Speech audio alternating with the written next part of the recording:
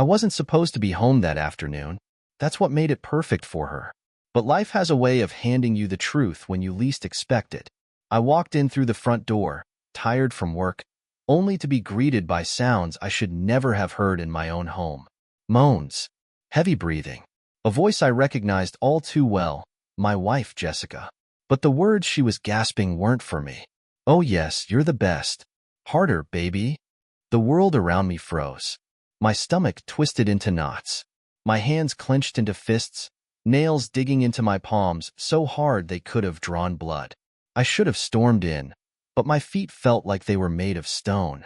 Instead, I moved like a ghost, creeping toward our bedroom, following the sounds of betrayal. The door was cracked open just enough. I didn't want to see, but I had to. There she was, my wife of 6 years, tangled in bed with some random bastard. His back was to me, but I could see everything else. Jessica's face, twisted in pleasure, her nails raking down his back, her eyes rolling back. And then, as if she could sense me, her gaze flickered toward the door. Her smile died. Her whole body stiffened. She shoved him off, yanking the sheets up, eyes wide like a deer caught in headlights. "Noah." But I was already gone. I turned and walked straight out, every muscle in my body trembling. My heart wasn't just breaking. It was shattering, piece by jagged piece. I had to get out of there before I did something I'd regret. I stormed downstairs, breathing heavy, my mind screaming, replaying the scene over and over. The house felt different now, tainted, dirty, as if every happy memory we had here had been erased in an instant. She came running after me, her voice shrill and panicked. "Noah, wait. Let me explain." Explain? Explain what? That she had been rolling around with some punk in our bed while I was out busting my ass to provide for us? That she wasn't just cheating on me but enjoying every damn second of it? I said nothing as I grabbed a duffel bag from the closet and started throwing clothes into it. Jessica grabbed my arm, but I yanked it away. "Don't touch me." She had the audacity to look offended. "You're just going to leave? You're not even going to talk to me?" I let out a bitter laugh. "Talk to you? What is there to say? I saw everything, Jessica.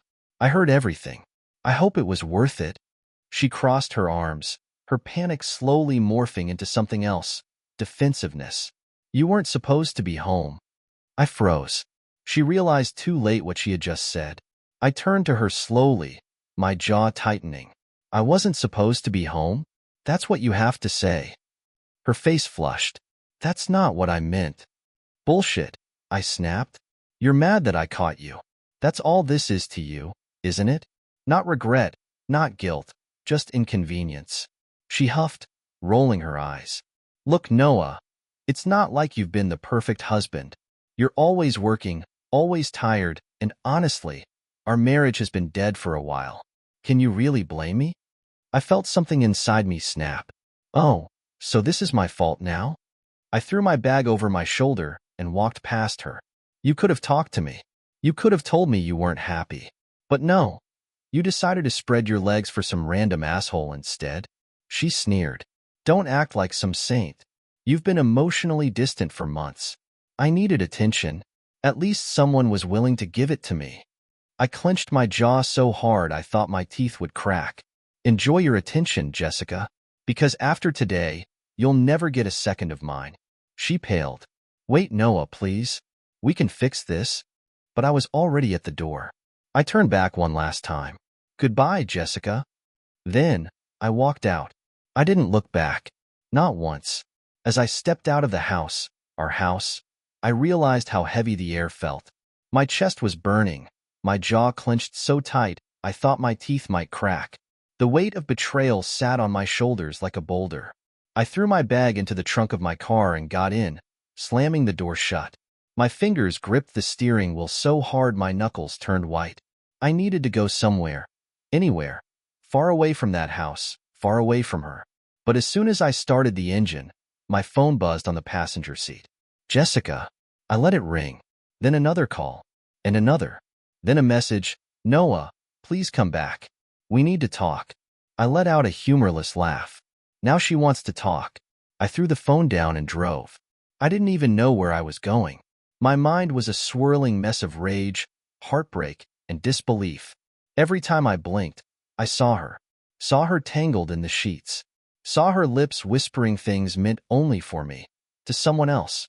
I ended up at a bar, some random dive on the outskirts of town, dim lights, cheap whiskey, and the perfect place to disappear. I took a seat at the counter, nodding to the bartender. Double whiskey. Neat. He poured the glass without a word. Probably had seen guys like me before, the ones with that hollow, dead look in their eyes. I downed it in one gulp, savoring the burn. You look like you've had a rough night, a voice beside me said. I turned to see a guy about my age, wearing a leather jacket and nursing a beer. He had the look of someone who had been through hell and back. Something like that, I muttered. Let me guess, he said, smirking. Woman trouble? I scoffed, shaking my head. You have no idea. She cheat on you? I froze. He chuckled darkly. Yeah, I know that look. Same thing happened to me 3 years ago. Came home early, caught my fiancée with my best friend. Damn, I muttered. Yeah, he took a sip of his beer, broke the bastard's nose, then packed my shit and never looked back. I exhaled sharply. I should have done worse. He gave me a knowing look. You still can. For a split second, the thought crossed my mind. Storming back into that house, finding that prick, and making him regret ever laying a hand on my wife. But then what? Would it change anything? Would it undo what I saw? I sighed, rubbing my temples. Not worth it. He shrugged. Maybe, but it feels damn good. I finished my drink and stood up. Thanks, man. Hey, he called as I turned to leave. One piece of advice. I glanced back. Don't let her talk you into staying. Cheaters? They don't change. I nodded, his words sinking deep. It was past midnight when I checked my phone again. 17 missed calls. 9 messages. Jessica, Noah, please pick up. Jessica, you're being ridiculous. Jessica, I made a mistake, okay?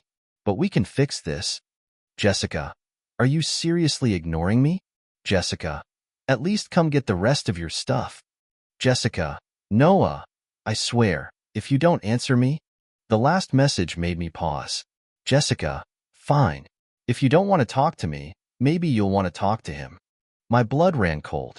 She wouldn't. Would she? The phone buzzed again. A new number. I answered without thinking. A smug voice came through the line. Hey man, we should talk. It was him. The bastard. I gripped the phone tighter. You've got 5 seconds before I hang up. Relax, he chuckled. Jessica told me you're being dramatic, so I figured I'd clear the air. Dramatic. My vision blurred with rage. I don't give a damn what you have to say, I growled. Stay the hell away from me. Look, man, he said, his tone annoyingly casual. It's not personal. Things just happen, you know? Not personal. He slept with my wife. In my bed. And it wasn't personal?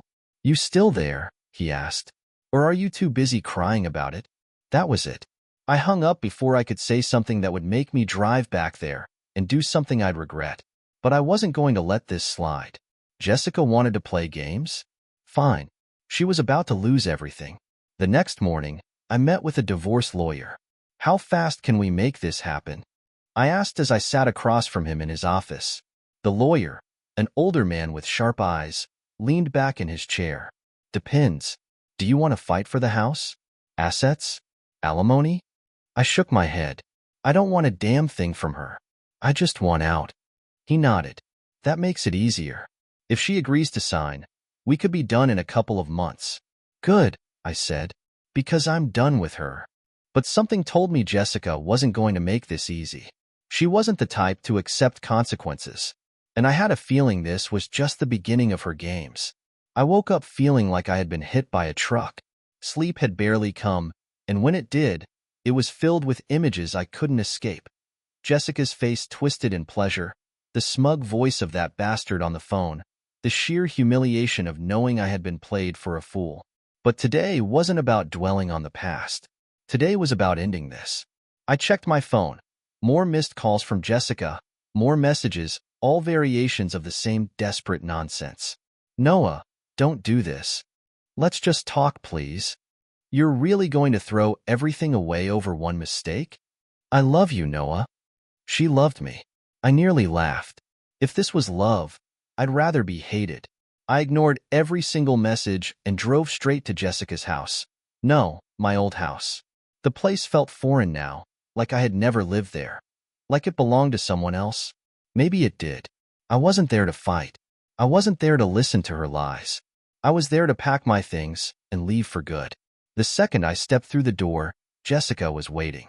She stood in the living room, arms crossed, looking more annoyed than remorseful. Her brown hair was a mess, her makeup smudged from what I assumed were fake tears. You're actually serious about this, she scoffed. You're really leaving. I didn't answer. I just walked past her, heading upstairs. Noah, she huffed, following me. Come on. You're being unreasonable.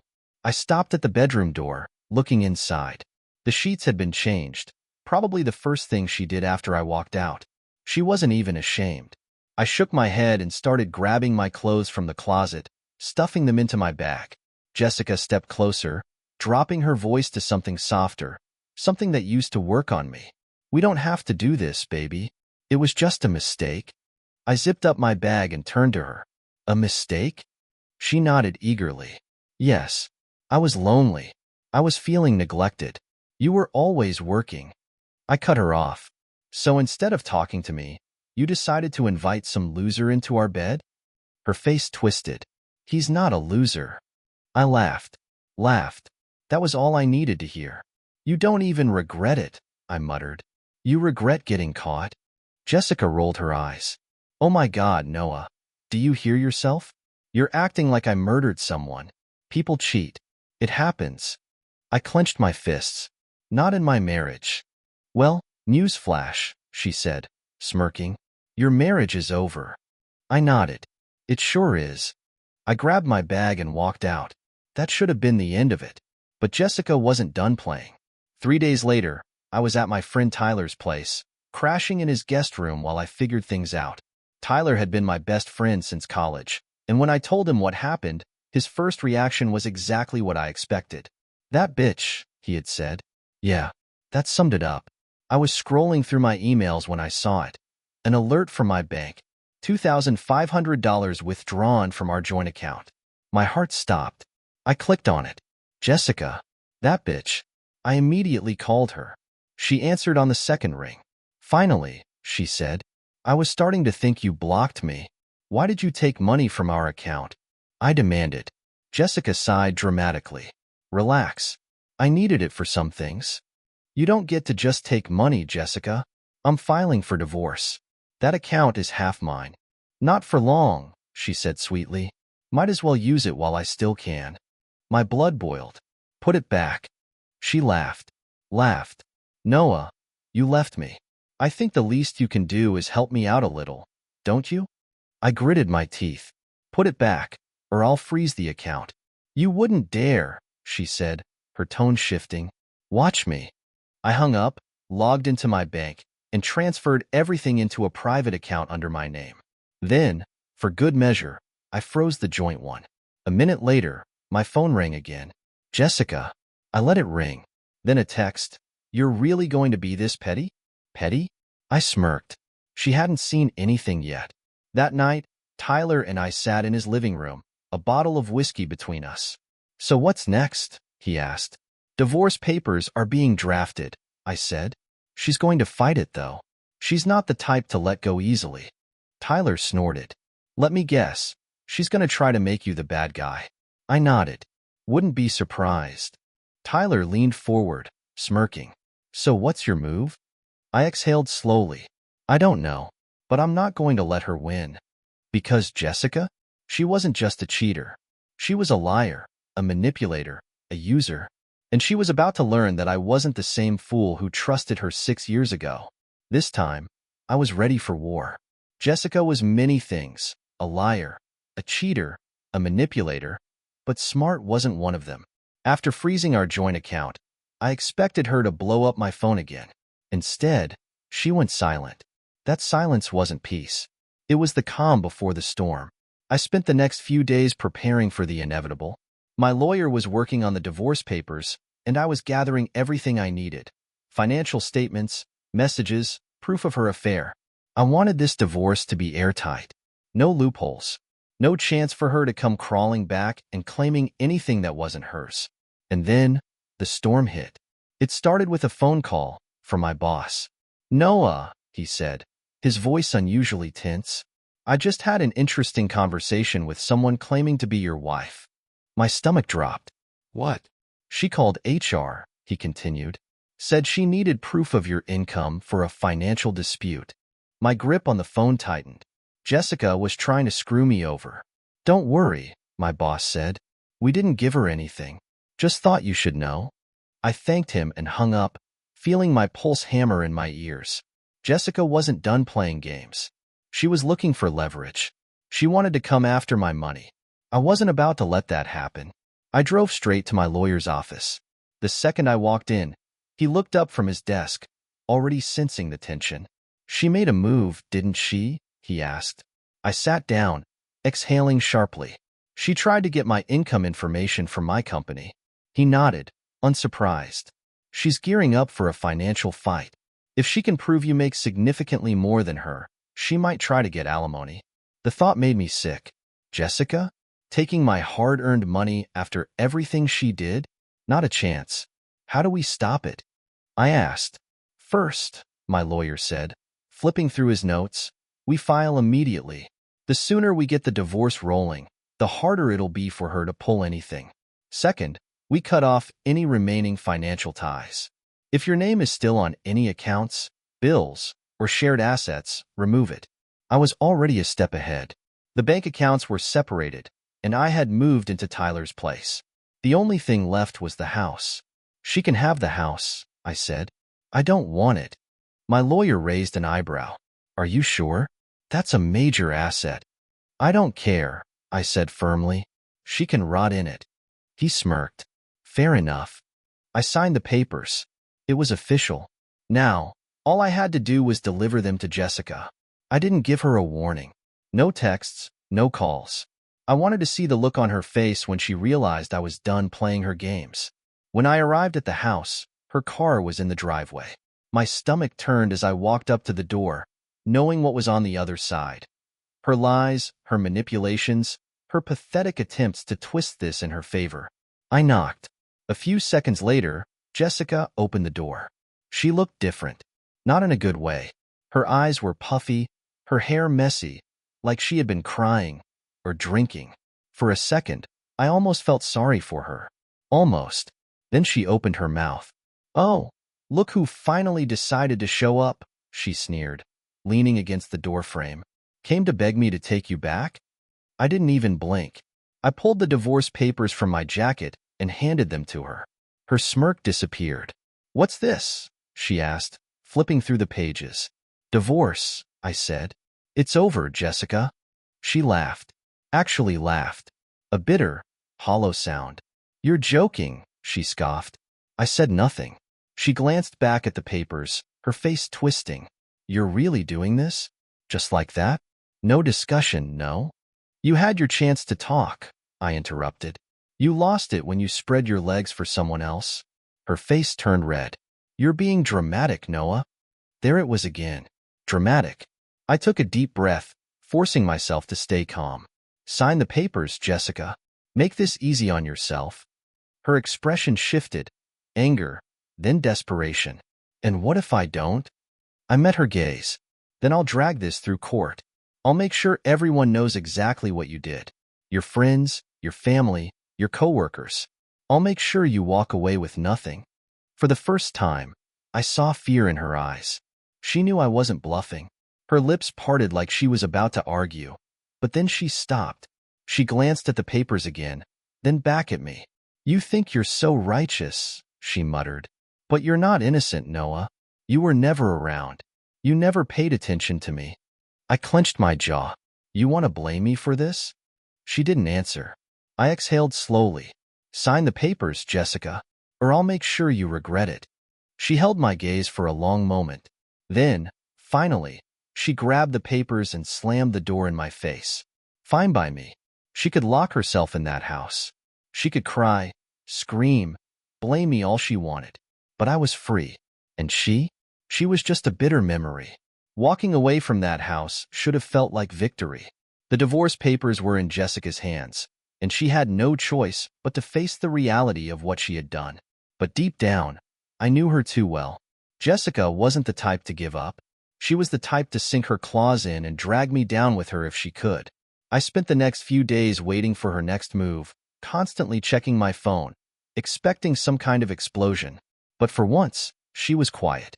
Too quiet. That silence didn't sit right with me. Then, on Friday morning, my lawyer called. "You're not going to like this," he said. I exhaled sharply. What did she do? "She hired a lawyer," he said, "and she's contesting the divorce." I closed my eyes. Of course she is. That's not the worst part, he continued. She's claiming she deserves spousal support and a larger share of your assets because she sacrificed her career for the marriage. I actually laughed. A cold, humorless laugh. Her career? She worked part-time at a boutique for 2 years, then quit because she didn't feel like it. My lawyer sighed. I know, but she's trying to spin the narrative in her favor. If she drags this out, it could turn into a nasty legal battle. I ran a hand through my hair, frustration burning in my chest. Jessica wasn't just trying to take my money. She was trying to make herself the victim. She wasn't the one who had been lied to. She wasn't the one who had been betrayed. But in her twisted mind, she thought she deserved something out of this. I wasn't about to let that happen. Fight it, I said. Every single inch of it. She gets nothing. That night, Tyler and I sat on his porch, a six-pack between us. I knew she wouldn't go down easy, he muttered, taking a sip of his beer. She never does, I replied bitterly. Tyler shook his head. So, what's the plan? The plan, I said, leaning back, is to make sure she doesn't get a single cent from me. Tyler smirked. That's the spirit. But despite my confidence, I knew the next few weeks were going to be hell. Jessica wasn't just fighting me legally. She was going to try and destroy me in every way possible. And I had to be ready. The first attack came from social media. Jessica started posting vague, pathetic little messages, enough to make herself look like the poor, abandoned wife. People change. Sometimes the person you trust the most turns out to be the one who hurts you the worst. Marriage is supposed to be forever, but some people just throw it away like it meant nothing. I rolled my eyes. She wanted sympathy. She wanted attention. And of course, people fell for it. Her friends, who had no idea what she had done, flooded her with comments. I'm so sorry, Jess. You deserve better. If he couldn't see your worth, that's on him. Stay strong, girl. I clenched my fists. She wasn't just trying to win in court. She was trying to rewrite the story. The fake apology. A week later, Jessica texted me. I just want to talk. I stared at the message for a long time before replying. There's nothing to talk about. 2 minutes later, she responded. Please, just one conversation. No lawyers, no fighting. Just us. Against my better judgment, I agreed. We met at a coffee shop, a neutral place where she couldn't pull any drama. She walked in, dressed carefully, like she had spent extra time making herself look soft, vulnerable. Thank you for coming, she said, her voice sweet. I didn't reply. I just waited. Jessica sighed, stirring her coffee. I've been thinking a lot about everything. About us. I crossed my arms. You mean about how you destroyed our marriage? She flinched, but I wasn't falling for her act. I made a mistake, she said, looking up at me with those big, fake sad eyes. But do we really have to end like this? We had 6 years together, Noah. You ended those 6 years the moment you let someone else into our bed, I said coldly. She reached for my hand. I pulled away. I miss you, she whispered. I laughed. You miss what I gave you. The stability, the house, the money. But me? You threw me away.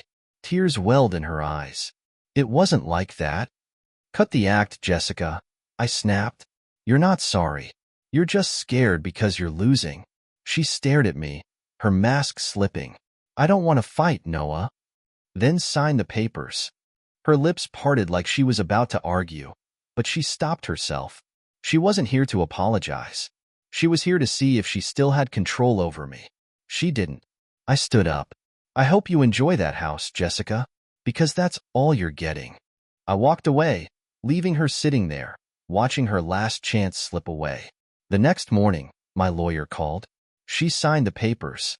I exhaled, feeling something I hadn't felt in weeks, relief. It's over? I asked. Almost, he said. She signed, but she tried to add a last-minute request for a settlement. She wants 50 grand. I actually laughed. Not happening. That's what I told her lawyer, my lawyer said. And guess what? She backed down. Of course, she did. Jessica was all bluff. The moment she realized she wasn't going to win, she caved. A few days later, the divorce was finalized. No alimony. No settlement. She got the house, but that was it. I walked away with my freedom. Jessica? She walked away with nothing but her own bad decisions. And for the first time in a long time, I felt at peace. Jessica was finally out of my life, on paper at least. The divorce was finalized. Her pathetic attempts to squeeze money out of me had failed, and she was stuck in that house, alone with her choices. I should have felt a deep sense of relief, but the storm wasn't over just yet. She wasn't done.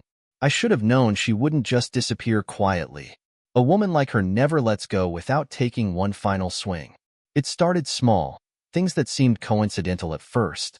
My car got keyed in the parking lot of my office. The damage was deep, long scratches down both sides, as if someone had taken their rage out with deliberate force. Then my gym membership was mysteriously canceled. My subscription to a streaming service was suddenly changed to a new account under the name Jessica Carter. She was playing dirty, trying to disrupt my life in the most childish ways. I ignored it, but then it escalated. One night, as I pulled into Tyler's driveway after work, I noticed a car parked down the street. The headlights were off, but I recognized it immediately, Jessica's. She was sitting there, watching, waiting. I sighed, gripping the steering wheel. She was spiraling, desperate to cling to any piece of control she thought she still had. I didn't react. That's what she wanted. Attention. A confrontation. Proof that she still mattered in my life. So, I walked inside without looking back. The next morning, I woke up to something far worse. The lie that almost ruined me. My phone buzzed aggressively on the nightstand. Half asleep, I grabbed it and squinted at the screen. Multiple missed calls. Texts flooding in. My stomach sank as I read the words from my boss. Noah, we need to talk. Urgent.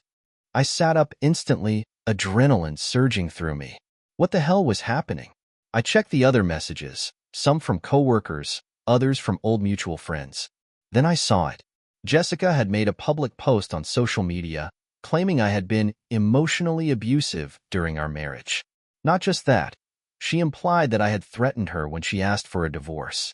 She used vague language, carefully crafted to stir outrage, but not enough to be outright slander.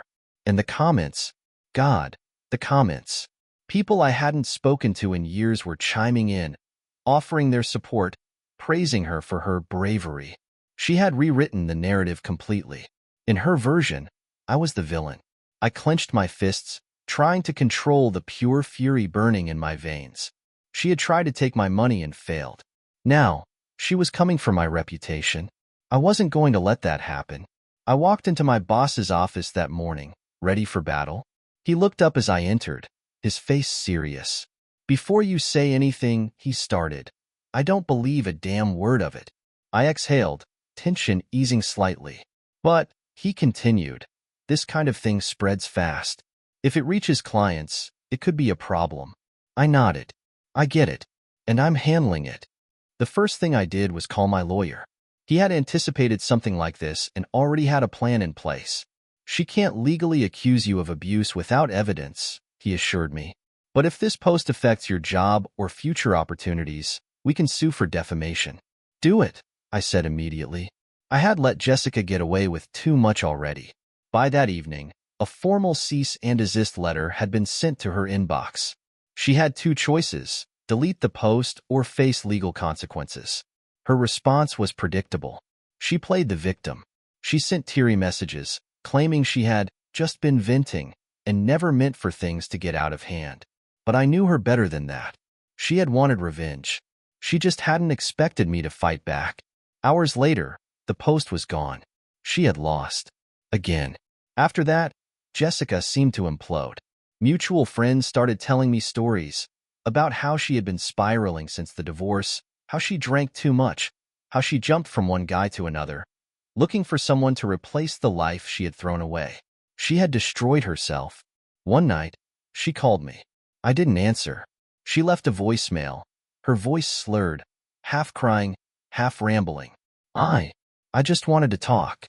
You know, about us. About everything. I think about you, Noah. I do. And I wonder if we could ever. I don't know. I deleted the message. There was nothing left to say. Jessica had been given every chance. Chances she never deserved. And she had wasted them all. She was nothing to me now. And for the first time in a long time, I was completely free. Jessica had lost every battle she started. She failed to take my money, failed to ruin my reputation, and failed to make me crawl back. But even after all of that, she still wasn't done. I should have expected her last desperate move. It happened on a cold Friday evening. I had just finished at the gym and was heading back to my apartment when I saw someone sitting on the steps to my building. Even from a distance, I knew who it was. Jessica. She looked different, worn out, desperate. The confident, manipulative woman who had once controlled every situation was gone.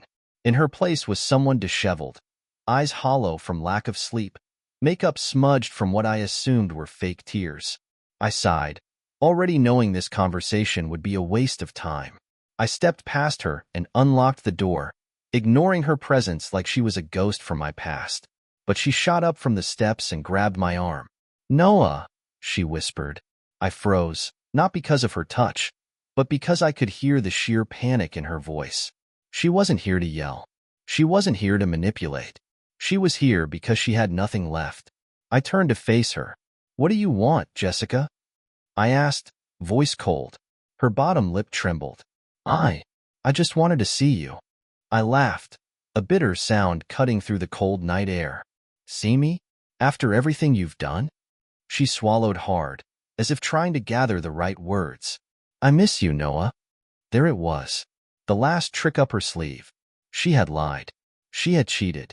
She had tried to ruin me in every way she could. And now that it had all backfired, she wanted to act like none of it happened. I shook my head.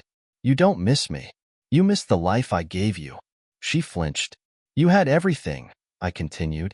"A good home, security, a husband who would have done anything for you. And you threw it all away for some cheap thrill." She let out a shaky breath. "I wasn't thinking straight." "You were thinking just fine when you were moaning another man's name," I snapped. She gasped, eyes widening. But I wasn't going to let her play the victim. "Not this time. I saw the look on your face when I walked in on you," I continued. "You weren't sorry then. You were annoyed that you got caught."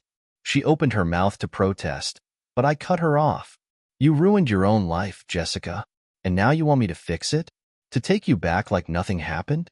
Her face crumpled, her hands trembling. I don't know what to do, Noah."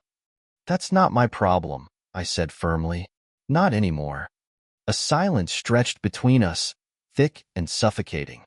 Then she let out a bitter, broken laugh. "I really lost you, didn't I?" I looked her dead in the eyes. "You lost me the second you chose him." Jessica let out a shaky exhale and took a step back. She nodded, as if finally accepting the inevitable. "I won't bother you again," she whispered. And for once, I actually believed her. Without another word, she turned and walked away, disappearing into the night. And just like that, it was over. The next few weeks were quiet. No more phone calls. No more desperate messages. No more pathetic attempts to hold on to control. It was strange, adjusting to a life where Jessica wasn't lurking in the background, waiting to strike. But the silence was liberating. I focused on myself. I hit the gym harder, pushed myself at work, started going out more. The weight of betrayal, anger, and regret that had been pressing down on me for months finally started to lift. Then, one night, Tyler and I were out for drinks when he nudged my shoulder and smirked. "Dude," he said, "that brunette at the bar has been checking you out for the past 10 minutes. I raised an eyebrow. And, and, he said, rolling his eyes, you've been single for months now. Maybe it's time to, actually move on. I glanced over at the woman in question. She was gorgeous, long, wavy hair, bright eyes, a confident smile. And for the first time in a long time, I didn't feel that bitter pang of hesitation. I didn't feel like I was carrying the weight of my past anymore. I smirked, grabbed my drink, and stood up. Guess I'll go say hi then. As I walked toward her, I realized something. Jessica was nothing more than a bad memory now. She had tried to break me, tried to ruin me, tried to hold me back. But she failed, and I was finally, truly free. Life had a way of moving on, even when the past tried to drag you down. And for the first time in a long time, I was no longer stuck in the wreckage of what Jessica had done. She was gone, truly gone, and I was finally in control of my own damn life. At first, it felt strange. No more checking my phone expecting some manipulative text. No more bracing myself for another one of her desperate stunts. No more hearing her name pop up in conversations with mutual friends. She had vanished, and I was grateful, rebuilding the man she tried to destroy. I focused on myself. Every morning, I hit the gym harder than ever before, pushing my body to limits I never knew I had.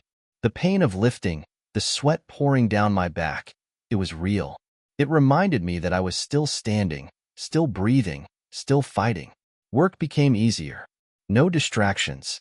No stress over some manipulative, cheating excuse of a wife trying to sabotage my career. And women? For the first time in years, I actually enjoyed their company without feeling like I was betraying myself. There was no guilt, no hesitation, just freedom. That night at the bar, when I walked up to that brunette Tyler pointed out, I expected to feel something missing, like I was trying too hard to move on. But I didn't. She smiled when I introduced myself, and damn, it felt good. It didn't matter if she was the one, or if she was just someone to pass the time with. What mattered was that I was finally open to something new. Jessica didn't own me anymore. It was a few weeks later when I got one final piece of closure. A story so poetic, so karmic, that I almost didn't believe it at first. Tyler and I were grabbing lunch when he smirked and said, "You're gonna love this." I raised an eyebrow. What? Guess who got kicked out of her own damn house? I blinked. What are you talking about? Tyler pulled out his phone and showed me a message from one of our old mutual friends. Jessica, the perfect life she threw everything away for? It had crumbled. The guy she cheated on me with, Ryan, had dumped her ass. And not just dumped her. Kicked her out, changed the locks, and moved in with another woman. I laughed. A full, deep laugh that I hadn't let out in months. You're joking, I said, shaking my head. Dead serious, Tyler grinned. Turns out Ryan wasn't exactly the perfect soulmate she thought he was. Dude was cheating on her the whole time. Poetic justice. Jessica had destroyed our marriage for a guy who never even saw her as more than a temporary thrill. And now, she was left with nothing. Not the house. Not the man. Not even her reputation. I should have felt pity, but I didn't. She had made her choices. She had laughed in my face when I caught her in bed with another man. She had mocked me, disrespected me, tried to ruin me.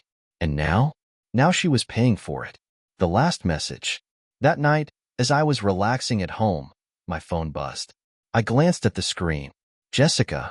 I let it ring. She called again, and again, and again. Finally, a text popped up. Noah, please.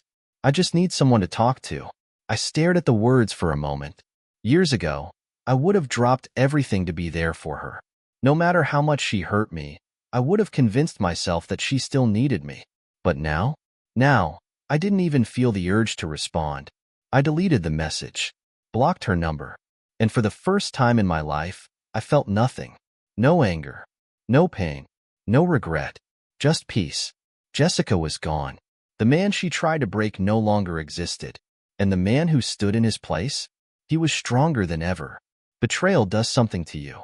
It rips apart everything you thought was real and forces you to rebuild from the ground up. Jessica thought she had me trapped, that I'd never move on, never recover. But she was wrong. I learned that self-respect is everything. I learned that forgiveness isn't about them.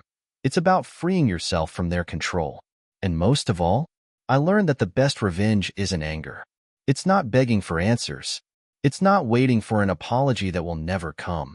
It's moving on. It's becoming so damn unbreakable that nothing they do, no lie, no betrayal, no desperate attempt to crawl back into your life, can ever touch you again. And that's exactly what I did. Jessica became nothing more than a bad memory. And I became a man she would regret losing for the rest of her miserable life.